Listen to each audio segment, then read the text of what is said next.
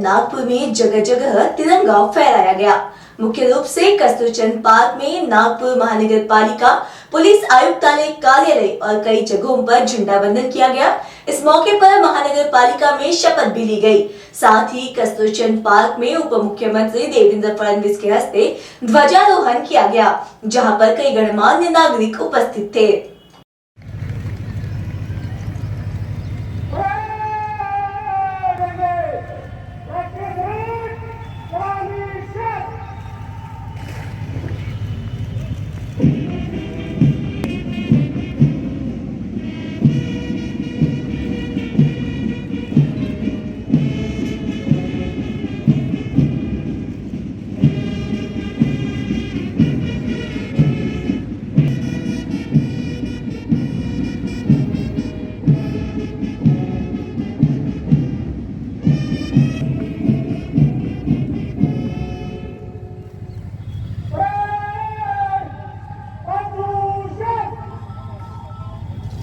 ध्वजवंदनाच्या मुख्य सोहळ्यानंतर सन्माननीय अतिथींच्या निरीक्षणासाठी सज्ज असल्याची माहिती सन्माननीय अतिथींच्या निरीक्षणासाठी सज्ज आहेत।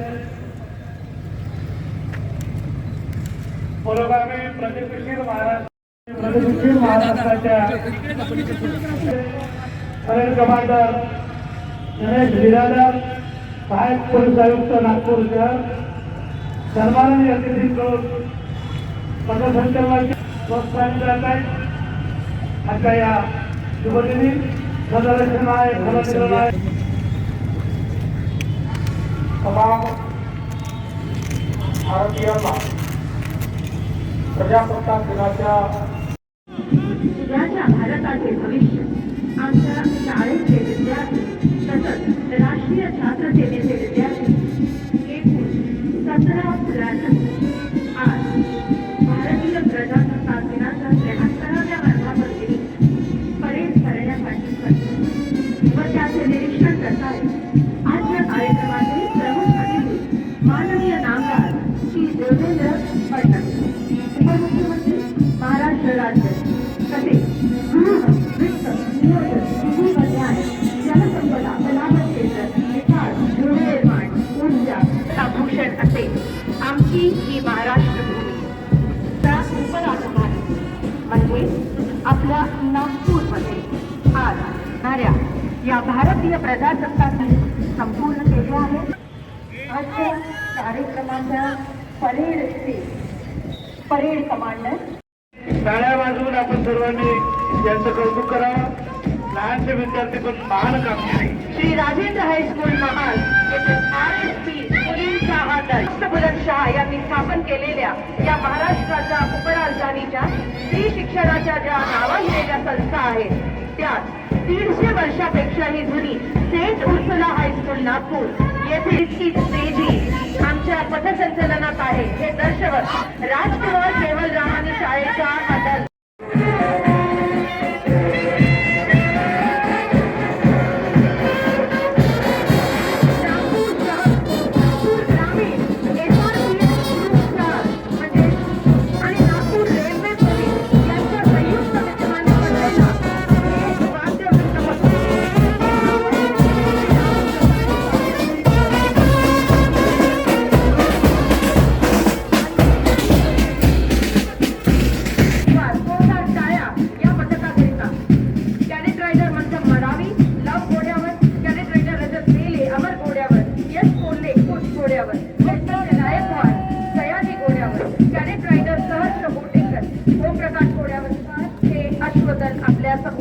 आणि तसेच प्रमुख अतिथींना मानवंदना। श्वानपथक सूर्या 2 वर्षे वयाचे सूर्या 6 महिन्याचे प्रशिक्षण करून नागपूर शहर पोलिसांच्या ताफ्यात कार्यरत आहे। सुखदेव गुर्वे आणि प्रमुख आहेत पोलीस उपनिरीक्षक कस्तुरजी पंधरे। वरुण वॉटर कॅनन 360 डिग्रीजमध्ये ऑपरेटर नायक पोलीस कॉन्स्टेबल आणि पोलीस कॉन्स्टेबल चालक आहेत विक्की आठवले।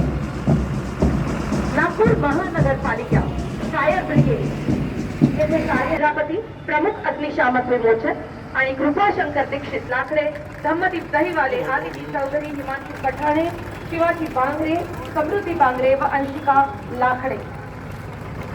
यानंतर विस्तारलेल्या या नागपूर शहराची वाहतूक व्यवस्था अत्यंत कुशलतेने सांभाळणारे हे नागपूर शहराचे वाहतूक पोलिसांचे दल नेतृत्व करतायत किरण माणिक महामुनी, परिरिक्षाधीन पोलीस उपनिरीक्षक.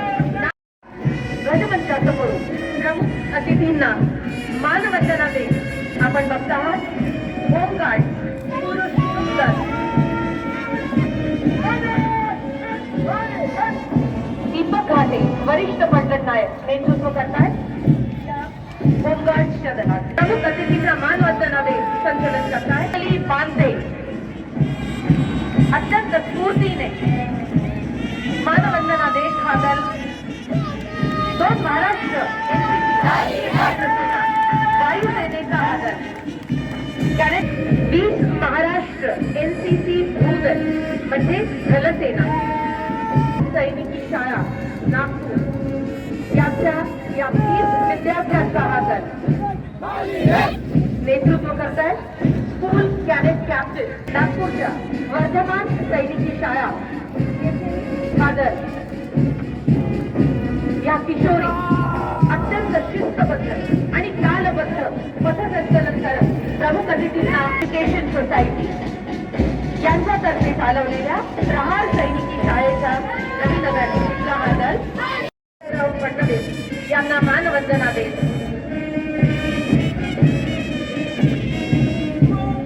कायद्याची सुरक्षा व सुव्यवस्था राखण्यात आम्ही तसूभरही कमी नाही हे दर्शवत प्रमुख अतिथींना नागपूर शहर 1946 साली गृहरक्षक दलाची म्हणजेच होमगार्डची स्थापना झाली. होमगार्ड महिला दल प्रमुख अतिथी परेड निरीक्षक श्री संतोष गिरी.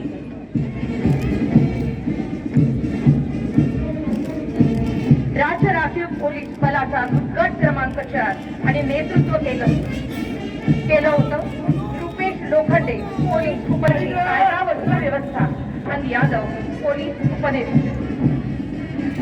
नागपूर ग्रामीण मध्ये कायदा व सुव्यवस्थेचे पालन करणारे हे आमचे नागपूर पोलिसांचे ग्रामीण दल नेतृत्व करतायत प्रधानच्या सुरक्षेकडे विशेष लक्ष देणारे नागपूर रेल्वे पोलिसांचे हे दल नेतृत्व ओमप्रकाश यशवंतराव भलावी, पोलीस उपनिरीक्षक.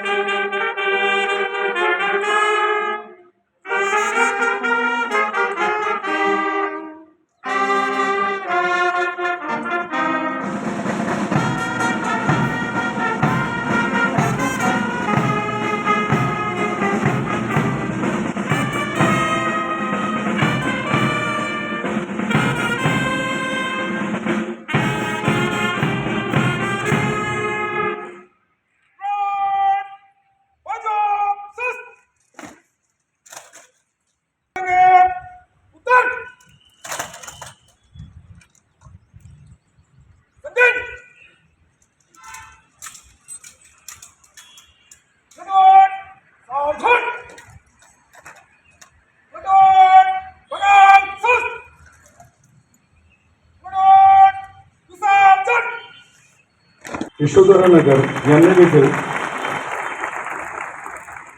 त्यांचा सन्मान मानाने. त्यानंतर API Anant Thackeray, Sonegaon police station. API Anant Thackeray यांना देखील नक्षलग्रस्त भागात पदक प्राप्त झालेलं आहे, त्यांचा देखील सन्मान. पदक गुणवत्तापूर्ण नक्षलग्रस्त भागातील कारवाई परिणामकारक पदक प्राप्त झालंय, त्यांचा देखील सर्व त्यांनी तिथे पोहोचून नियंत्रण कक्षास कळवून त्या इसमाचा जीव वाचवला म्हणून त्यांना पुष्पगुच्छ देऊन व्यवस्था मागे कॅन्टीनमध्ये पोलीस भवनच्या मागच्या कॅन्टीनमध्ये केलेली आहे. सर्वांना विनंती आहे पोलीस अधिकारी आमंत्रित करतो की चहा पाण्यासाठी. मागच्या विनंती आहे, आपण जोरदार टाळा वाजून त्यांचं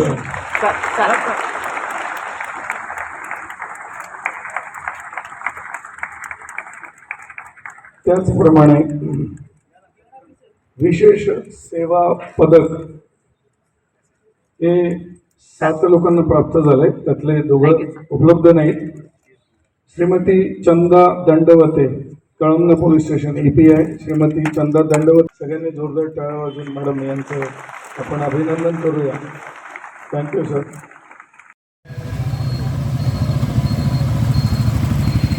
सामने मोटरसाइकिल का सवार जवान और उसके पीछे गाड़ी और उसके पीछे आई उसकी गाड़ी पहुंच आप सभी से दर्शा आ रहे हैं कि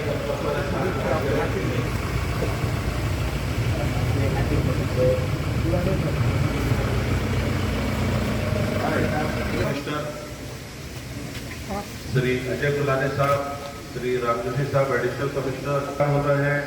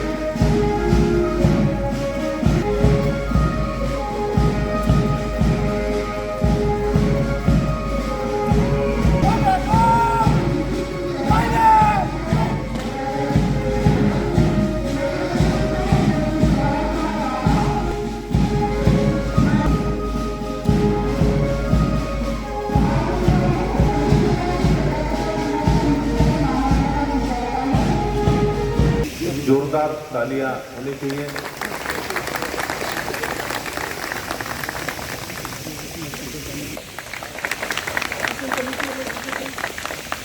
और कुछ लोग जो यहाँ खड़े हैं वो यहाँ पर स्थापन न हो सकते हैं. यहाँ पर व कुष्ठरोग निवारण दिनानिमित्त शपथ घेते की कुष्ठरोगाच्या संशयित लक्षण असलेल्या त्यामध्ये जाण्यासाठी प्रेरित करेन. यासाठी मदत करण्याची माझ्या मित्रांमध्ये, शेजारी आणि समाजामध्ये मी त्यांच्यासोबत भेदभाव करणार नाही. मी अशी सुद्धा शपथ घेते की कुष्ठरोग पीडित व्यक्तींबरोबर सामाजिक भेदभाव होणार नाही. यासाठी मी नेहमीच प्रयत्नशील राहील. प्रजासत्ताक दिनानिमित्त या ठिकाणी ध्वजारोहण संदर्भात मंचावर उपस्थित असलेले माझे सहकारी स्मार्ट सिटीचे CEO श्री अजय गुलानेजी, माझे सहकारी अतिरिक्त आयुक्त श्री राम जोशीजी, मुख्य अभियंता श्री नंदनवारजी, या ठिकाणी उपस्थित असलेले सर्व अधिकारी आणि कर्मचारी मित्रांनो, सर्वांना प्रजासत्ताक दिनानिमित्त खूप खूप शुभेच्छा देतो. सर्वांना अभिनंदन करतो. आपल्या सर्वांना या दिवस आणि येणारी एक वर्ष, नवीन वर्ष अतिशय चांगला व्हावी अशा सर्वांना मी शुभेच्छा व्यक्त करतो. आपण आझादीचा अमृत महोत्सव आपण आज यावर्षी साजरा करतो. यामध्ये 73वा प्रजासत्ताक दिन आहे. खऱ्या अर्थाने आपल्या आझादी प्राप्त झाल्यानंतर ज्यावेळी आपला घटना आपल्या कॉन्स्टिट्यूशन तयार झालंय आणि त्याला आज स्वीकारण्यात येऊन आपण रिपब्लिक म्हणून आज घोषित झालं, त्याच्या परिणामी आज या ठिकाणी आपण बसलेल्या प्रत्येक व्यक्तींना आपण कुठल्याही प्रवाहामध्ये समाजामध्ये असले तरी आपल्याला राष्ट्रीय सेवा करायला एक संधी प्राप्त झाली, या कॉन्स्टिट्यूशनमुळे आपल्याला प्राप्त झाले. आणि या निमित्त आपल्याला या जे आपल्या देशासाठी या घटना उपलब्ध करून दिलेले आणि आपल्या आझादीसाठी संपूर्ण त्यांचा जीव दिलेले प्रत्येक मान्यवरांना मी अभिवादन करतो. खऱ्या अर्थाने आज आपण आपल्या एक नवीन वर्षाच्या अनुषंगाने महापालिका म्हणून आपल्या नवीन काही गोष्टीचं संकल्पना घेणे आवश्यक आहे आणि यापुढे त्या दिशेने आपल्या पुढील वाटचाल करणे आवश्यक आहे. त्यामुळे मी या ठिकाणी काही मुद्दा जे आपल्या महापालिकासाठी अत्यंत महत्त्वाचं आहे, येणारी वर्षामध्ये आपल्याला आपल्या नागरिकांसोबत मिळून खूप चांगल्या रीतीने त्याच्यावर काम करणे आवश्यक आहे, त्या एक दोन प्रकल्पाचा आणि महत्त्वाच्या विषयाच्या संदर्भात मी या ठिकाणी उल्लेख करायला इच्छितो. पहिला आपण जसा अजय गुलाण्याजी बोलताना सांगितले, स्वच्छ सुंदर आणि स्वस्थ नागपूर हीच आपला महत्त्वाचं काम असा मला समजतं. महापालिका म्हणून आपण एकमेव संस्था आहे या शहरामध्ये असो किंवा आपल्या सिस्टममध्ये आपण पाहिलं तर एकमेव संस्था प्रत्येक नागरिकांकडे प्रत्येक दिवशी आपण पोहोचतो, ते आपण महापालिका. त्यासाठी आपण सर्वांनी प्राऊड राहिलं पाहिजे आणि मात्र आपल्या कामावर आपल्यावरची जबाबदारी आहे बाकी लोकांपेक्षा किती जास्त आहे ते समजून घेऊन काम करण्याची आवश्यकता आहे. ज्यावेळी स्वच्छ सुंदर नागपूरचा आपण उल्लेख करतो, जे भारत सरकारने जे स्वच्छ भारत अभियान घोषित करून जवळपास 8 वर्ष झालेले, मात्र नागपूर शहराने त्याचा जे तसा अद्याप अपेक्षितप्रमाणे आपलं जे पोटेन्शियल आहे, क्षमता आहे, त्याप्रमाणे मात्र आपण अजून कामगिरी केलेली नाही आहे. यावर्षी आपल्यासाठी सगळ्यासाठी एक स्वर्ण संधी आहे.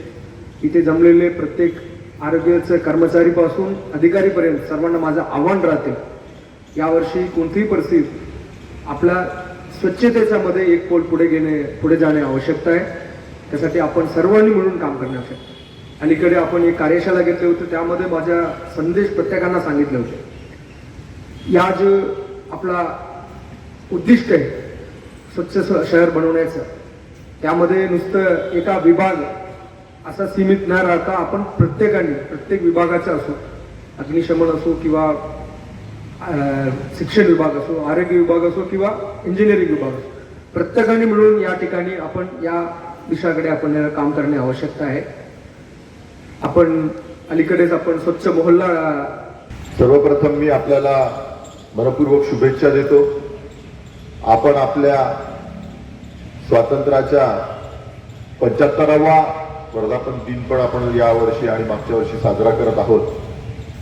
आणि करता हे जे आपले वर्ष आहेत हे काही विशेष आहेत आणि या अशा विशेष वर्षांमध्ये मला असं वाटतं की आपलं हे जे नागपूर आहे हे नागपूर स्वच्छ सुंदर आणि निरोगी राहण्यासाठी आपण सर्वच अहोरात्र प्रयत्नशील राहू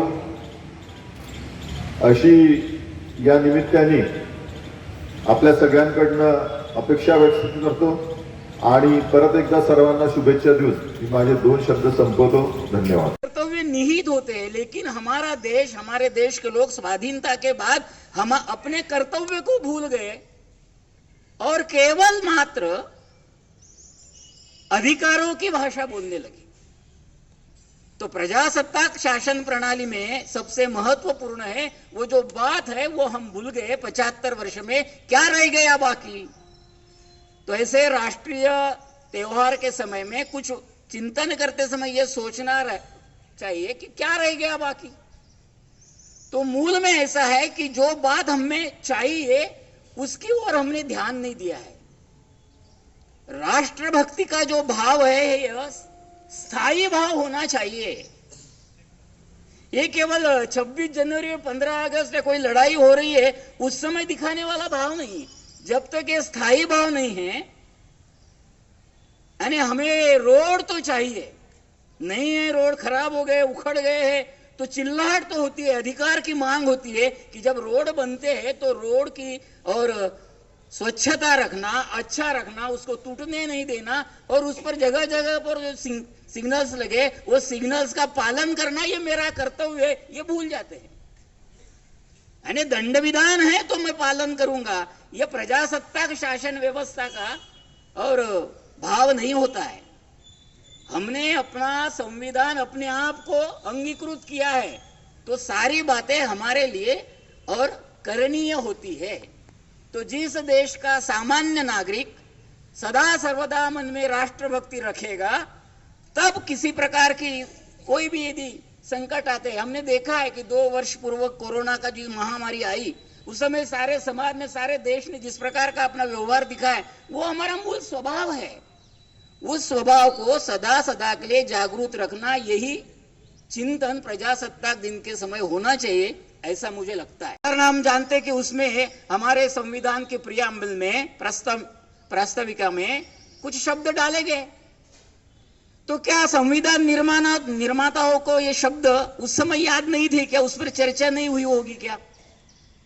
जैसे सेक्युलर शब्द डाला गया, समाजवादी शब्द यानी सोशलिस्ट वाला ये शब्द भी डाला गया। ये संविधान बनने के लगभग 27 वर्ष के बाद डाले गए। तो क्या उस समय चर्चा नहीं होगी? उस समय भी चर्चा हुई थी। 42वें काल घटना दुरुस्ती में, जो संविधान में दुरुस्ती हुई, उसमें और भी कुछ बातें जोड़ी गई कि भी हमारे संविधान में अधिकार तो दिए हैं, हक दिए हैं, अधिकार दिए हैं, लेकिन कर्तव्य नहीं दिए हैं। तो क्या कर्तव्य देना संविधान निर्माता भूल गए थे? ऐसा नहीं है, क्योंकि हमारे देश की कुछ थाती है, हमारे देश का कुछ स्वभाव है, हमारे देश के लोगों का स्वभाव है। तो हमारे देश का स्वभाव ही मूलतः सेक्युलर है।